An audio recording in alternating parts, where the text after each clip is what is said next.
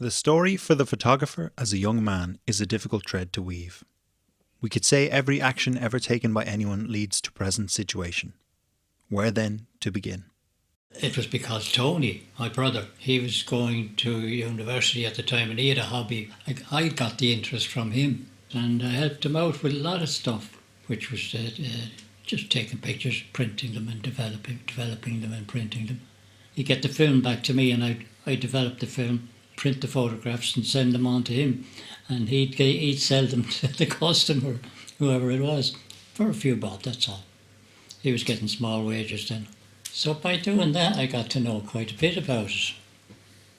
And I started taking photographs around the town, around the village, mostly women with their children, babies. And then somebody suggested, why don't you go around the doors and do that? Knock at the doors and take photographs. I said, all right, I'll try that. And I did. And some people would say, oh yeah, come on in, take photograph the child or the kids or whatever. Wedding photographs and stuff like that. Bring them back and get sixpence for a photograph or whatever. But I was getting some pocket money. I was doing quite a bit of it. And with the local photographer, I was delighted. So that's how I got into photography. Looking through the archives of the past can feel as much like being spied upon as spying. In 1946, Gerry was 8 years old. Most of his extended family were present at his grandparents' Golden Jubilee. It was a grand gathering of the tribe. The party lasted 3 days. The young Gerry was close to his grandparents who lived in the house next door, near the Garvogue River in Sligo. The Victorian sensibility of these good, hard-working people shaped Gerry and his siblings. His mam was a seamstress and his dad a soldier from Tullamore, who, having fought in 2 wars and the emergency, settled into a job in the ESB. The presence of the ascendancy class was strong in 1940s Sligo. He spoke fondly of his Aunt Mary Jane, who worked as a cook in Lissadell, and who convinced him of the healing properties of Carrigain moss. In Sligo, Gerry recalls attending the funeral of W.B. Yeats. He and his brother Tony got interested in photography together. Tony, being the older, took the lead. He bought Gerry his first camera, and the two experimented with chemicals and the processes of printing in their makeshift darkroom. I saw it as a job of work that was getting me someplace. And in life, it kind of felt good to me because I was earning a wage. And at an age when an awful lot of guys were still going to school. That was the thing, you know. And I didn't really have an awful lot of confidence in myself. And that's what it gave me. It was like a crutch, you see, to help me to get out of myself and do things that I would never normally dream of doing. Going up in front of a crowd and taking photographs of bunches of people and have them then pay attention to me while I was taking a photograph. And these were all new experiences, and I had to do a lot of things like that, which were kind of scary because I was so young, basically. I mean, I was around 15 years old, and unavoidable circumstances, I was held back a lot from school.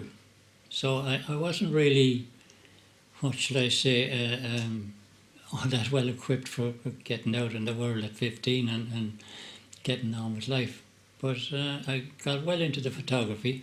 Gerry's interest studying photography and the different possibilities for producing prints, including the hand colouring of black and white photographs, was honed during an extended period of illness in his mid-teens, a time when dangerous diseases were epidemic and social change with respect to awareness and treatment was not very advanced.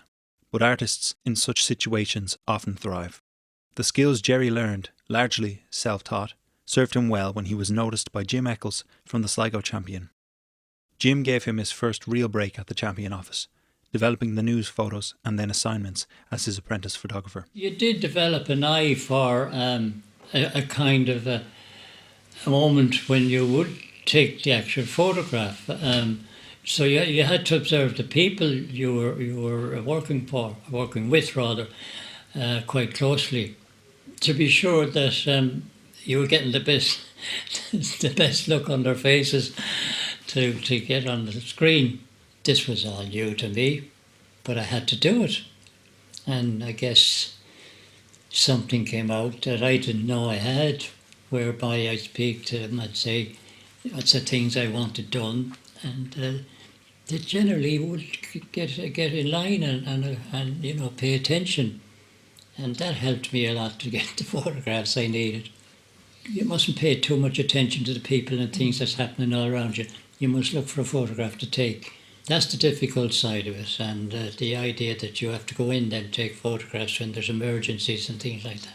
These are the kind of things you get yourself into. Sure, I never dreamed that I'd be involved in that kind of thing. The experience served him well, as he set out by himself to pursue his craft, ending up in the Munster Tribune as a roving cameraman. For a shy young man, the camera offered him a kind of mask, a distance that was freeing. It was in Clonmel that he continued his persona as a roving cameraman, and where he met his future wife Kitty, who would be his lifelong partner and his right arm when it came to running Rosemount Studios when they married and moved back from London to their family life in Dublin. The studio operated from the family home in Rathfarnham. It was a small enterprise, what we might call a second income stream when money in general was scarce. In the late 60s, Gerry was contacted by Charlie Nicholl, who ran a fashion boutique in Rathfarnham Shopping Centre. Charlie invited Gerry to shoot some of the fashion parades he hosted from his boutique.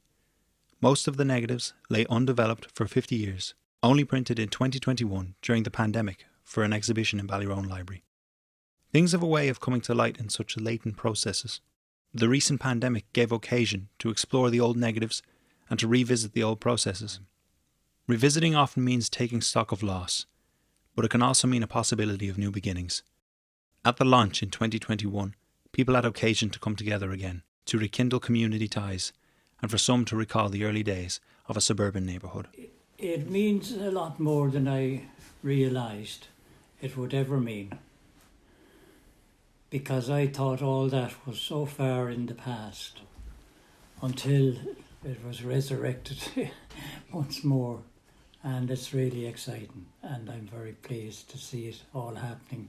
I didn't think I would, but it's more meaningful now than it ever was to me when I was doing it, because I see and realise there are people taking interest in something that I actually did and enjoying the images.